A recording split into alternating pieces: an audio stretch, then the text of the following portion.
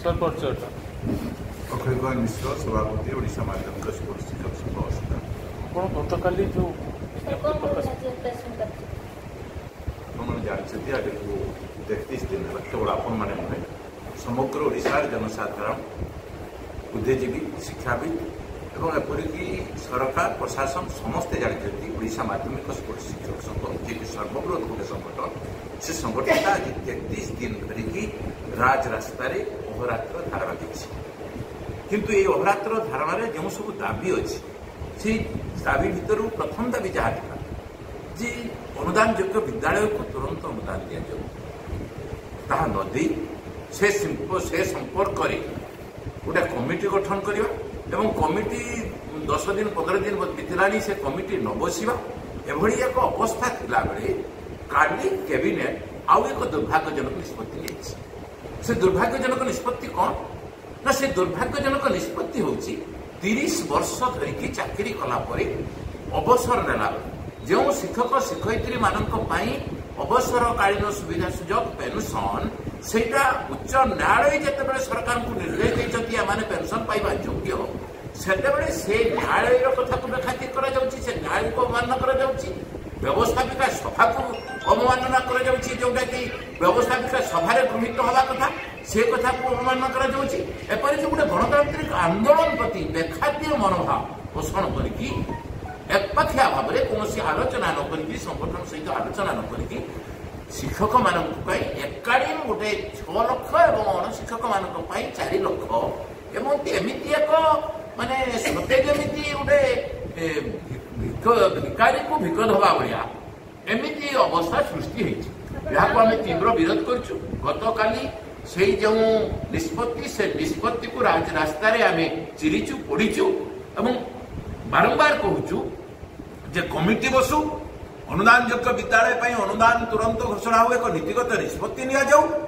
तत्सहित यही जो कैबिनेट निष्पत्ति ये कैबिनेट निष्पत्ति पुनर्विचार करिकी जहाँ 1981 रूल अच्छी जहाँ अनुदान योग्य विद्यालय सरकारी कर्मचारी मानक पेंशन जो व्यवस्था अच्छी 1981 रूल से 1981 रूल को कार्यकारी करंतु अवसरकालीन सुविधा सुजोग भितर ग्राच्युटी ग्राच्युटी प्रदान करंतु पेंशन प्रदान करंतु नचेत आसंता काली ये पुनर्विचार जदि न हुए आमे आसंता काली समग्र ओडिशा यार प्रतिवाद रे समग्र ओडिशा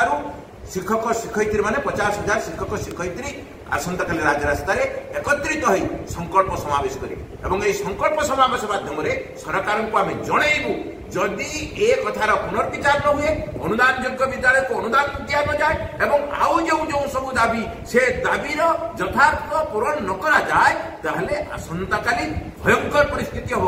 चरम निष्पत्ति संगठन नब से सरकार दायी रही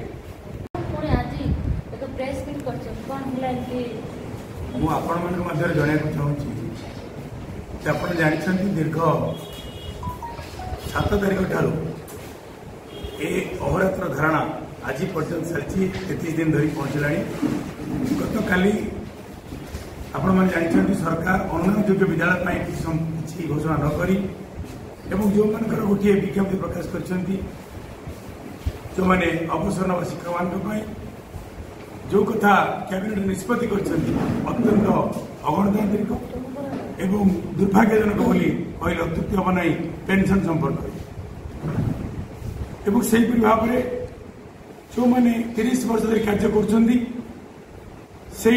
अनुदान योग्य विद्यालय गुड़िक शिक्षक शिक्षयित्री मान जो कमिटी गठन कर कमिटी 3 जन को नहीं गठित होता बेले से कमिटी बैठक आज पर्यटन बसुना एवं अनुदान योग्य विद्यालय संपर्क में कौन से ठोस निष्पत्ति नौना याद दुख एवं परितापर विषय किसी न थी पारे अंगनवाड़ी जो माने गोटे दिन सरकार कथा शुणिले आशा कर्मी कथा शुणिले आपण विगत दिन है बसते पुणी नूतन कर आउे बस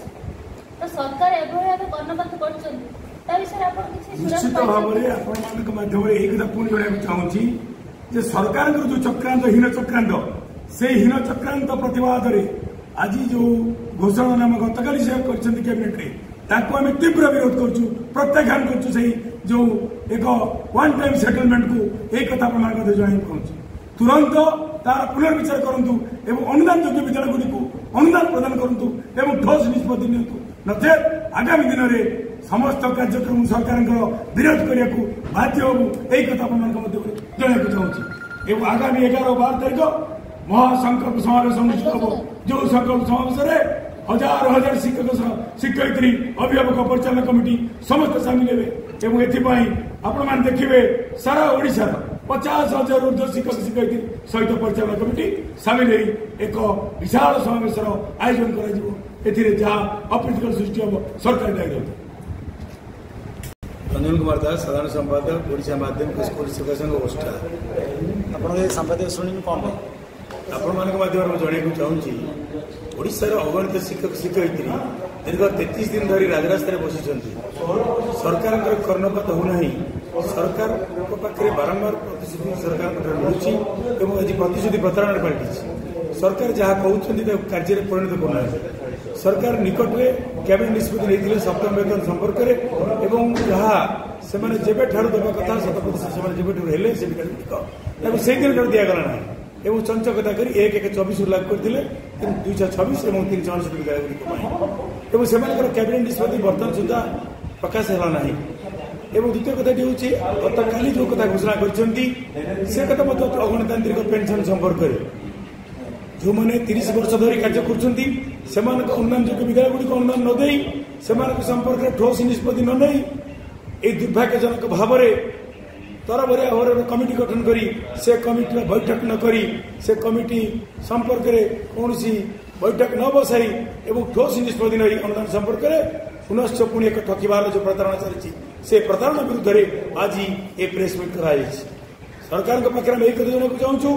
तुरंत से अनुदान योग्य विद्यालय गुड़िक संपर्क में अनुदान विज्ञप्ति प्रकाश करूँ नचेत घोषणा करूँ ये विद्यालय गुड़िक अनुदान दि जाऊ द्वितीय कथाटी हूँ पेंशन 30 वर्ष कलापर कार्य कलापर अवसर नौथिया शिक्षक पेंशन पाऊना तार चाकरी शर्त मिली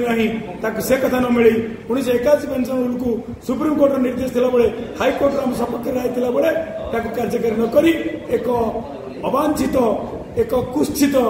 पुनश्च एक प्लग एंड व्यवस्था को कार्यकारी कर जो घोषणानामा प्रकाश कर काली ओडिशा माध्यमिक स्कूल शिक्षक संघ ओष्टा तीव्र विरोध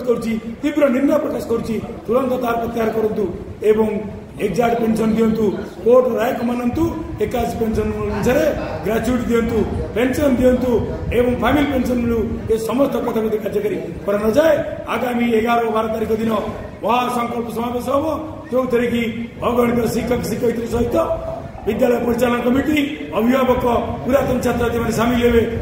हे जदि कौन परिस्थिति हम सरकार दायी रहे तेणु सरकार तुरंत तार पुनर्विचार कर कार्यक्रम को सफल करूँ नचेत आगामी दिन एक चरमाणी शुणा